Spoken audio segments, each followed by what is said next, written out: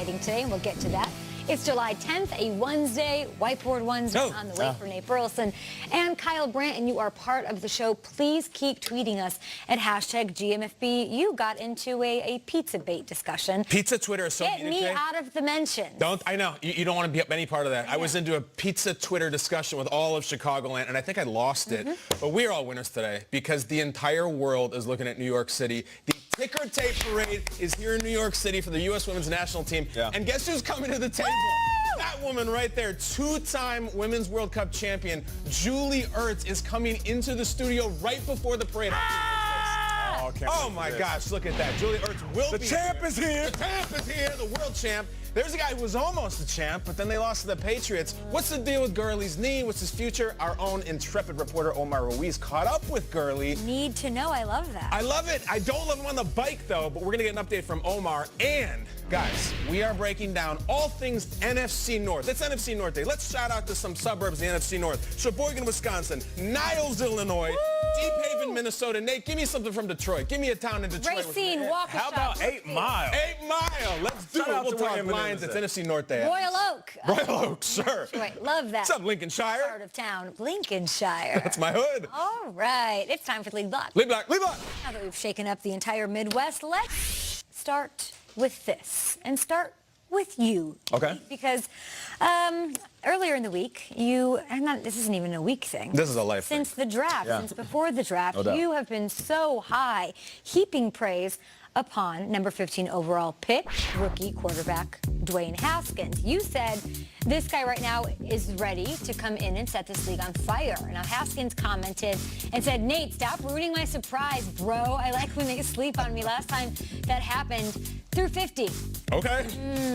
Nate, You like that? I love that. what do you really see from him that makes you think he should start week 1? It's not about what I'm seeing, because what I've seen is what the world has seen in Dwayne Haskins when he was in college. He just said it, the 50 touchdowns. That's no joke. You don't do that by accident. You have to be efficient. You have to be a smart football player. And you have to have the arm strength. For me, it's not about what I'm seeing during the summer. It's about what I'm hearing during the summer. Vernon Davis, who's played with every quarterback because he's been in the league 45 years, he came out and said he can throw. He can really throw. The way his arm is so strong, probably one of the strongest arms I've ever seen. And how about his wide receiver, Josh Doxson? He said, he's good, man. He's a quick learner. And then he went on to say he throws with a lot of accuracy. I bet they like him. There's all these different things that players are saying, more specifically the pass catchers, and that's what gets me excited. When a guy's talking about arm strength, when they're talking about intelligence, talking about consistency, being a quick learner, that's usually things that you say about an OG quarterback, a quarterback that's been in. That's usually what you say about a guy like Case Keenum. And I'm not saying they're not saying that about him, but I am saying that having a young rookie coming in right away and kind of stealing the headlines from the quarterback in Case Keenum, who is supposed to be your starter, this just makes it even more intriguing. Like I said before, yes, when he gets on the field, I say it should be this year, but whenever he gets on the field, he's going to light this league on fire. To be fair, most of the reports that we have seen from OTAs and rookie minicamp, all of that were, or not rookie minicamp, but camp, where that Case Keenum is better right now, which he should be. He's a veteran, a wily one who probably won't want to give it up. No, definitely not. You just got to stop blowing up Haskins' spot, though, Nate. Some context on it. You know, his whole thing about don't talk about me, I come from secret.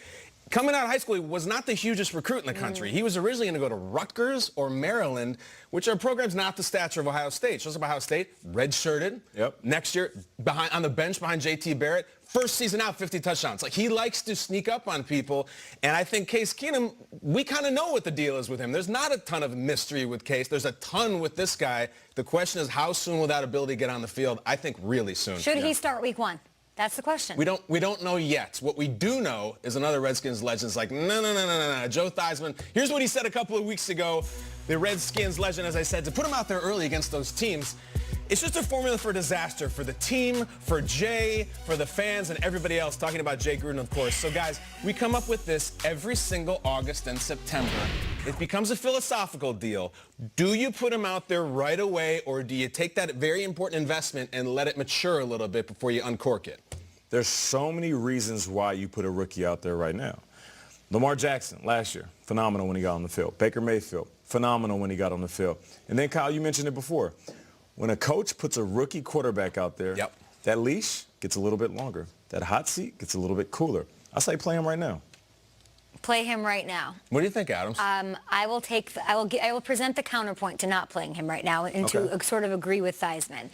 You don't want bad habits to form. You don't want a Deshaun Kaiser situation where you get thrown out there and it's not the best situation. The offensive line, when healthy, is awesome, but now you've got weird like Trent Williams. Does he want to be there? Does he want to be traded? That's a question. I think that receiving core has a lot to prove. Richardson, Terry, then you've got, you know, just guys who don't have the resumes that you want for a rookie. You don't know if Darius Geis is 100% healthy. So given all of those things, I don't think you should right away start him for whatever. I know there's a front office perspective of marketability and the excitement of the fan base and riling them. I will also point to this. You see guys like Patrick Mahomes wait a year, sit, have success. Aaron Rodgers the same. I'm not saying that those guys couldn't have come in right away and had success, but there is something to waiting and seeing. I don't want this to be talked about outside of a total competition. Just see who's better. If Case is better at the end of training camp, Case starts. If Dwayne Haskins is better and blows him out of the water, he should start. It's not an ideal situation. And I will also point to the fact that let's remember when you're talking about those 50 touchdowns in Ohio State, 1 year as a starter versus guys like Baker Mayfield who started soon into the season, but they have a lot more experience playing at the college level. This is why this question is tough. And that's why we talk about it every year. I just think that would have the advantage for Haskins and all these guys. I think the college game is changing a lot. No doubt. I think it's way more sophisticated than it was even 5-10 years ago. And I think the pro game is changing to look more like the college game. So there's a million cautionary tales. Deshaun Kaiser is the opposite. They started him as a rookie when 0-16. But Baker Mayfield should have started week 1 last year. Tyrod Taylor knew everything about him. Baker should have started. They would have been in the playoffs. Mitchell Trubisky should have started. Mike Glennon was out there playing.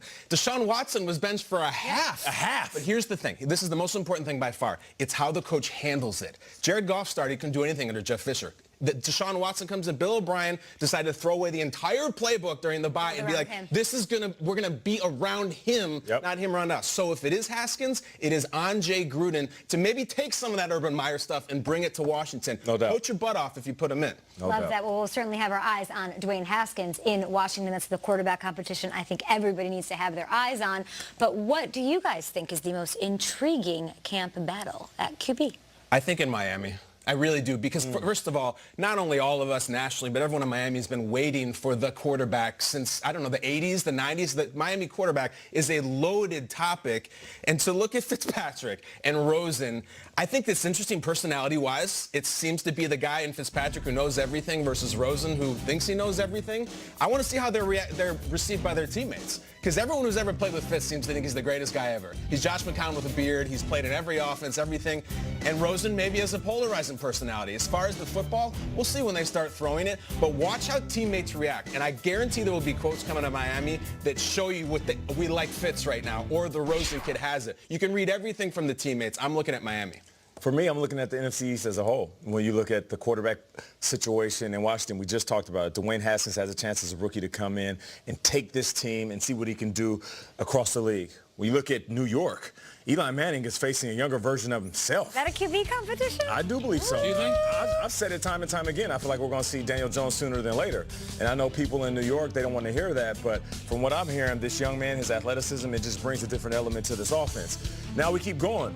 How about Carson Wentz versus himself, looking in the mirror? Wentz versus Wentz? Wentz versus Wentz, trying to figure out if he can stay healthy without Nick Foles being the ultimate backup. And then down in Dallas, it's Dak Prescott versus the contract. Versus the pen? Versus the pen, versus the bag, versus Jerry Jones. And that right there, it's a lot of pressure. So I think every single quarterback within the NFC East, they're dealing with a different type of pressure. It's going to be interesting to see how things shake out. I'll add to your metaphorical take on the question and say Tom versus time. Yeah. Up there in New England, like at some point, it's got to give. You can only strong arm and put time into a headlock and give it a noogie for so many years. Yeah. You know, he's throwing a Gronk. Will Gronk be there? What will he look like eating that avocado ice cream at camp turning 42 years old? It's unbelievable. Is somebody going to call this fight at some point? Yeah. Like, it's over. Father Time ran up on him. He pulled his shirt over. Yes. Looking for his mouth guard. Swirly. Like, Fan man is dropping in from there. It's crazy.